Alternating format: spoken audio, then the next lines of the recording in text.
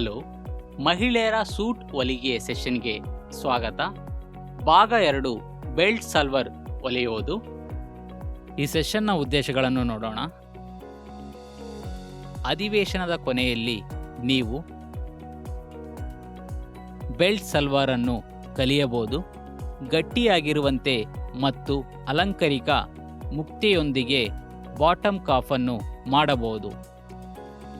Belt ಸಲ್ವಾರನ್ನು ಕಲಿಯಲು ಬೇಕಾಗುವ ಟೂಲ್ಗಳು ಮತ್ತು ಮೆಟೀರಿಯಲ್ಗಳು: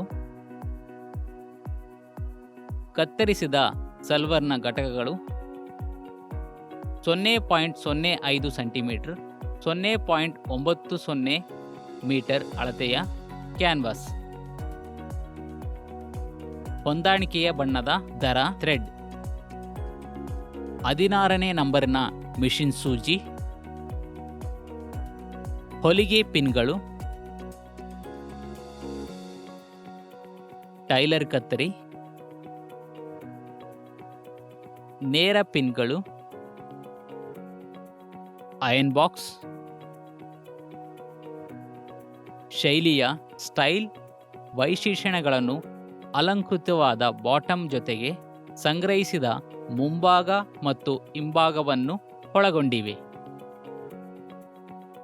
ಸಲ್ವಾರನ್ನು ಹೊಲೆಯುವ ವಿಧಾನವನ್ನು ಈಗ ನೋಡೋಣ. ಸಲ್ವಾರ್ನ ಕಟ್ ಘಟಕಗಳು 4 ಬದಿಯ ಪ್ಯಾನ್ಗಳನ್ನು ಒಳಗೊಂಡಿರುತ್ತವೆ. 2 ಸೆಂಟರ್ ಪ್ಯಾನ್ಗಳು, 2 ಬ್ಲೇಡ್ಗಳು, 2 ಲೆಗ್ ಭಾಗಗಳಿಗೆ ಸೆಂಟರ್ ಪ್ಯಾನ್ನೊಂದಿಗೆ ಸೈಡ್ ಪ್ಯಾನ್ಗಳು, ನೇರ ಬದಿಗಳನ್ನು ಸೇರಿಸಿ.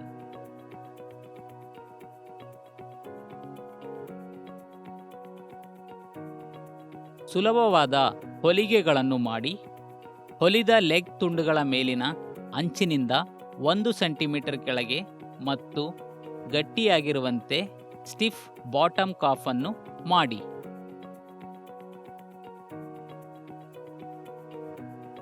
ಲೆಗ್ ಪೀಸ್ನ ಮಧ್ಯದ ಮುಂಭಾಗ ಮತ್ತು ಮಧ್ಯದ ಹಿಂಭಾಗ ಮತ್ತು ಬ್ಲೇಡನ್ನು ಮ್ಯಾಚ್ ಮಾಡಿ.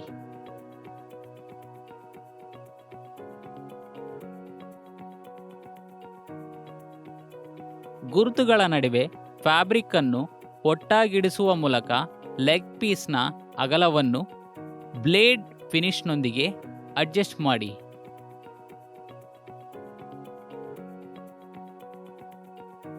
ಮೊದಲು ಒಟ್ಟುಗೂಡಿಸುವ ನಂತರ ಬ್ಲೇಡನ್ನು ಲೆಗ್ ಪೀಸ್ಗೆ ಪಿನ್ ಮಾಡಿ ಮತ್ತು ಅದೇ ಕಾರ್ಯಾಚರಣೆಯಲ್ಲಿ ಅಡ್ಜಸ್ಟ್ಮೆಂಟ್ಗಾಗಿ ಹೆಚ್ಚುವರಿ ಸಂಗ್ರಹಗಳನ್ನು ಸೆಟ್ ಮಾಡಿ.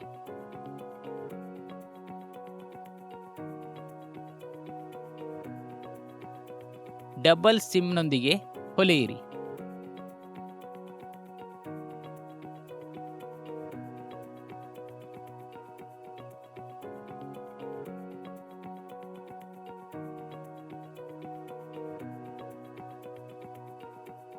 ಇನ್ನೊಂದು ಲೆಗ್ಗೆ ಪ್ರಕ್ರಿಯೆಯನ್ನು ಪುನರ್ವರ್ತಿಸಿ.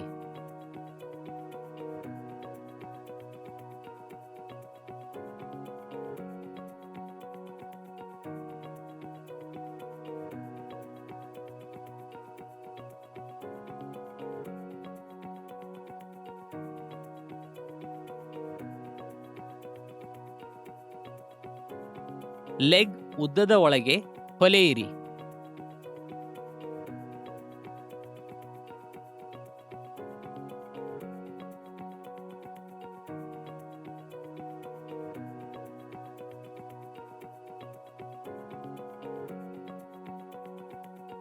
ಡಬಲ್ ಸಿಮ್ ಮೂಲಕ ಕೋಚನ್ನು ಸೇರಿಸಿ.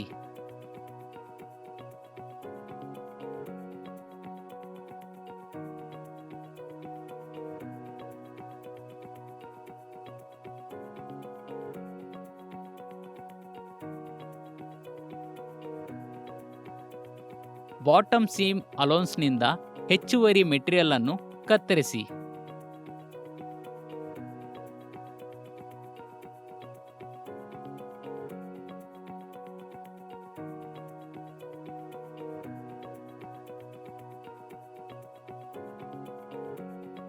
ಬ್ಲೇಡ್ನ ಮೇಲ್ಭಾಗದಲ್ಲಿ ಫೋಲ್ಡ್ ಡೌನ್ ಕೇಸಿಂಗ್ ಮಾಡುವ ಮೂಲಕ ಫಿನಿಶ್ ಮಾಡಿ.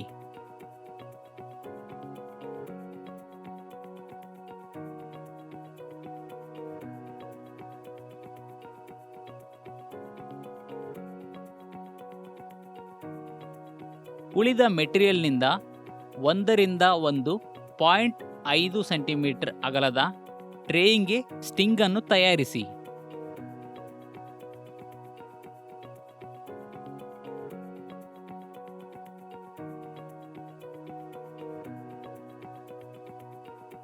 ಸ್ಟ್ರಿಂಗ್ನ ಉದ್ದವು ಬೆಲ್ಟ್ ಸುತ್ತುಗಳಿಗಿಂತ ಕನಿಷ್ಠ 15 ಸೆಂಟಿಮೀಟರ್ಗಳಷ್ಟು ಉದ್ದವಾಗಿರಬೇಕು.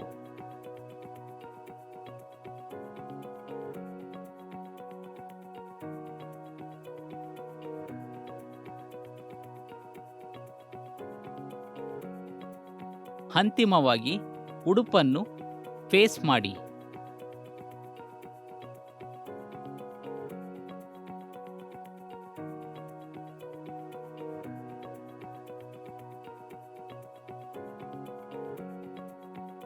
ಈಗ ಗಟ್ಟಿಯಾಗುವಂತೆ ಅಲಂಕಾರಿಕ ಬಾಟಮ್ ಕಾಫ್ ಮಾಡುವ ಬಗ್ಗೆ ತಿಳಿಯೋಣ.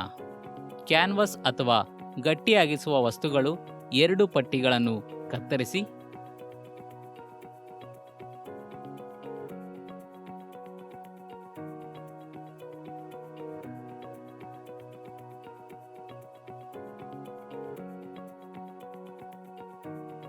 ಗಾತ್ರವು ಸೈಜ್ ಬಾಟಮ್ ಅಗಲ ಪ್ಲಸ್ 5 ಸೆಂಟಿಮೀಟರ್ ಸಿಮ್ ಅಲೌನ್ಸ್ ಮತ್ತು ಶೇಪಿಂಗ್ ಆಗಿ ಉದ್ದ 5 ಸೆಂಟಿಮೀಟರ್ ಆಗಿರಬೇಕು.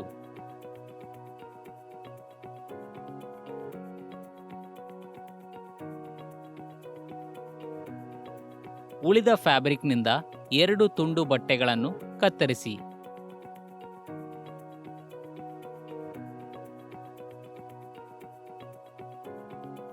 ಅಗಲವು ಕ್ಯಾನ್ವಾಸ್ ಅಂತೆ ಇರುತ್ತದೆ. ಉದ್ದವು 7 ಸೆಂಟಿಮೀಟರ್.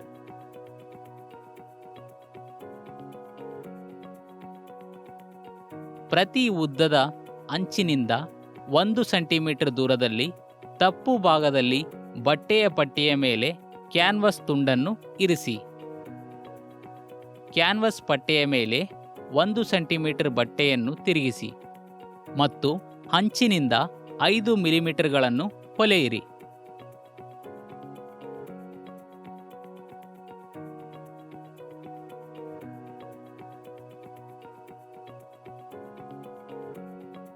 ಬಾಟಮ್ ಪಟ್ಟೆಯನ್ನು ಲೆಗ್ ಪ್ಯಾನಲ್ ಕೆಳಭಾಗದಲ್ಲಿ ಇರಿಸಿ. ಬಲಬದಿಗಳನ್ನು ಒಟ್ಟಾಗಿ ಸೇರಿಸಿ ಮತ್ತು ಹೊಲೆಯಿರಿ.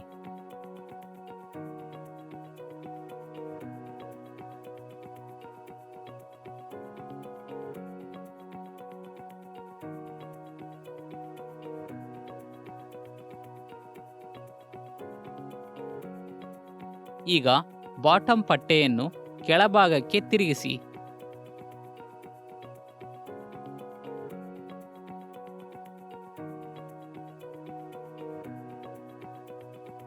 ಪ್ಯಾನಲ್ನ ತಪ್ಪು ಭಾಗವು ಈಗ ಸ್ಟ್ರಿಪ್ನ ತಪ್ಪು ಭಾಗದೊಂದಿಗೆ ಹೊಂದಿಕೆಯಾಗುತ್ತದೆ.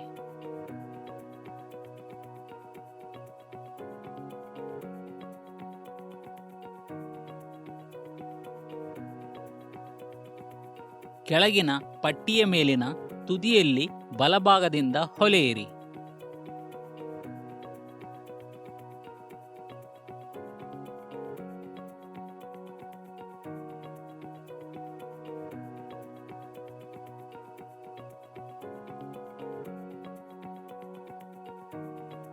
ಫ್ಯಾಷನ್ ಮೇಕರ್ ಮಿಷಿನ್ನೊಂದಿಗೆ ವಿವಿಧ ಅಲಂಕಾರಿಕ ಹೊಲಿಗೆಗಳೊಂದಿಗೆ ಬಾಟಮ್ ಅನ್ನು ಅಲಂಕರಿಸಿ